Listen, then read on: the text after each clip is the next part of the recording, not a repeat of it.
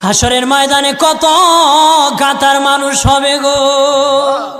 নবী বলেন আয়েশা, হাসরের ময়দানে মানুষ 120 কাতার মানুষ হবে। কয় কাতার?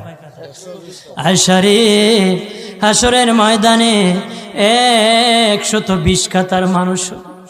আয়েশা সিদ্দিকা বলেন ইয়া রাসূলুল্লাহ, ইয়া রাসূলুল্লাহ, আমি জানতে চাই আপনার রাসূলুল্লাহর উম্মত কত কাতার হবে? নবী বলেন আয়েশা, আমি রাসূলুল্লাহর উম্মত একাই 80 কাতার হবে।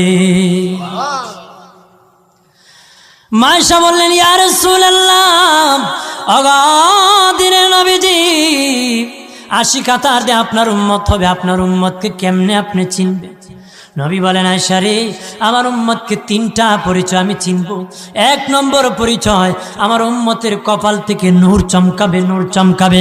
নবী বলে বাবা সাহাবীরাম, অসংখ্য ঘোড়ার মধ্যে যদি কিছু চান কপাল্লা ঘোড়া হয়,